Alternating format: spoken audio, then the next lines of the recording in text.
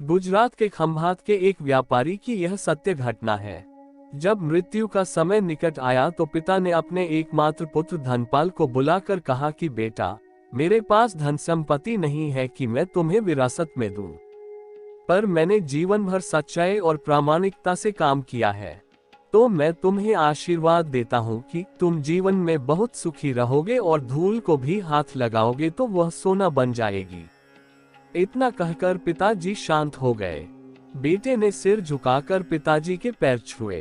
पिता ने सिर पर हाथ रखकर आशीर्वाद दिया और संतोष से अपने प्राण त्याग कर दिए।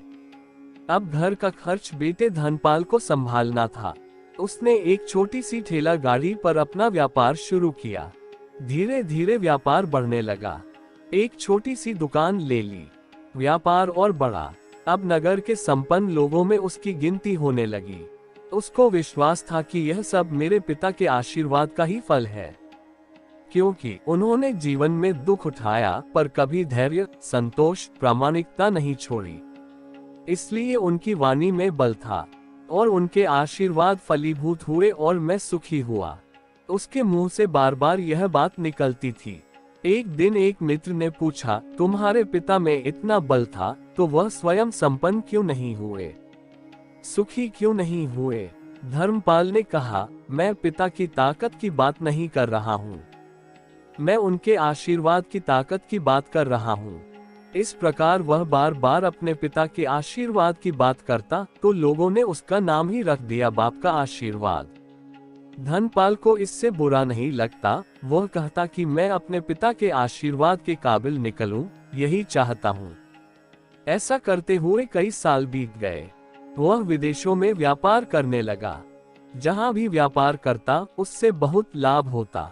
एक बार उसके मन में आया कि मुझे लाभ ही लाभ होता है, तो मैं क्यों ना एक बार नुकसान का अनुभव भी करूं। तो उसने अपने एक मित्र से पूछा कि ऐसा व्यापार बताओ कि जिसमें मुझे नुकसान हो। मित्र को लगा कि इसको अपनी सफलता का और पैसों का घमंड आ गया है। इसका घमंड दूर करने के लिए इसको ऐसा धंधा बताऊं कि इसको नुकसान ही नुकसान हो। तो उसने उसको बताया कि तुम भारत में लौंग खरीदो और जहाज में भरकर अफ्रीका के जंजीबार में जाकर बेचो। धर्मपाल को यह बात ठीक लगी। जंजीबार तो लौंग का देश है।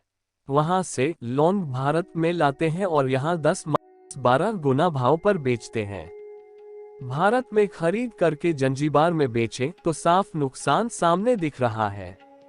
परंतु धर्मपाल ने तय किया कि मैं भारत में लौंग खरीदकर जंजीबार खुद लेकर जाऊंगा। देखूं कि पिता का आशीर्वाद कितना साथ देता है। नुकसान का अनुभव लेने के लिए उसने भारत में लौंग खरीदे और जहाज में भरकर खुद उनके साथ जंजीबार द्वीप पहुंचा। जंजीबार में सुल्तान का राज्य था। धर्मपाल जहाज से उतरकर रेतीले रास्ते में वहां के व्यापारियों से मिलने जा रहा था। उसे सामने से सुल्तान जैसा व्यक्ति पैदल सिपाहियों के साथ आता हुआ दिखाई दिया।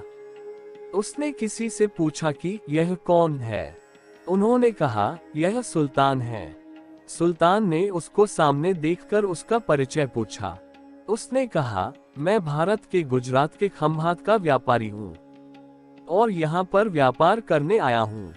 सुल्तान ने उसको व्यापारी समझकर उसका आदर किया और उससे बात करने लगा। धर्मपाल ने देखा कि सुल्तान के साथ सैकड़ों सिपाही हैं, परंतु उनके हाथ में तलवार, बंदूक आदि कुछ भी न होकर बड़ी बड़ी छलनियां हैं। उसको आश्चर्य हुआ।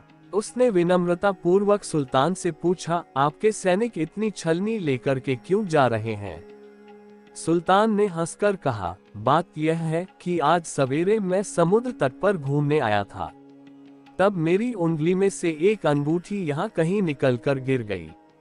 अब रेत में अंगूठी कहाँ गिरी पता नहीं, तो इसलिए मैं इन सैनिकों को साथ लेकर आया हूँ। यह रेत छानकर मेरी अंगूठी उसमें से तलाश करेंगे। धर्मपाल ने कहा, अंगूठी बहुत महंगी होगी। सुल्तान ने कहा, नहीं, उससे बहुत अधिक कीमत वाली अनगिनत अंगूठी मेरे पास है, पर वह अंगूठी एक फकीर का आशीर्वाद है। मैं मानता हूँ कि मेरी सल्तनत इतनी मजबूत और सुखी उस फकीर के आशीर्वाद से है।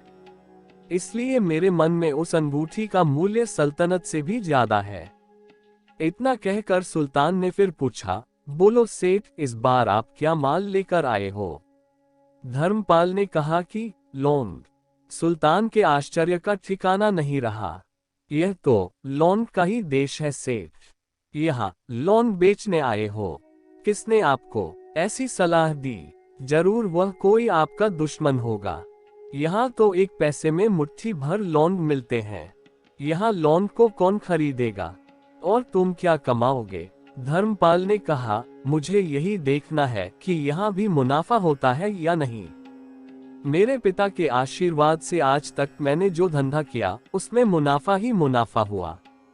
तो अब मैं देखना चाहता हूँ कि उनके आशीर्वाद यहाँ भी फलते हैं या नहीं। सुल्तान ने पूछा, पिता का आशीर्वाद, इसका क्या मतलब? धर्मपाल ने कहा, मेरे पिता सारे जीवन ईमानदारी और प्रामाणिकता से काम करते रहे, परंतु धन नहीं कमा सके। उन्होंने मरते समय मुझे भगवान का नाम लेकर मेरे सिर पर हाथ रखकर आशीर्वाद दिए थे कि तेरे हाथ में धूल भी सोना बन जाएगी। ऐसा बोलते बोलते धर्मपाल नीचे झुका और जमीन की रेत से एक मुट्ठी भरी और सम्राट सुल्तान के सामने मुट्ठी खोलकर उंगलियों के बीच में से रेत नीचे गिराई। जैसे ही रेत नीचे गिर आई तो सुल्तान और धर्मपाल दोनों ही बहुत ही आश्चर्यचकित हुए। उसके हाथ में एक हीरे जड़ित अंगूठी थी। यह वही सुल्तान की गुमी हुई अंगूठी थी। अंगूठी देखकर सुल्तान बहुत प्रसन्न हो गया। बोला, वह खुदा, आपकी करामात का पार नहीं। आप पिता के आशीर्वाद को सच्चा करते हो। धर्मपाल ने कहा, फकीर के आशीर्वाद को भी वही परमात्मा सच्चा करता है। सुल्तान बहुत खुश हुआ, धर्मपाल को गले लगाया और कहा, मांग सेठ, आज तू जो मांगेगा मैं दूंगा। धर्मपाल ने कहा, आप 100 वर्ष तक जीवित रहो और प्रजा का अच्छी तरह से पालन करो। प्रजा सुखी रहे, इसके अलावा मुझे कुछ नहीं चाहिए। सुल्तान और अधिक प्रसन्न हो गया।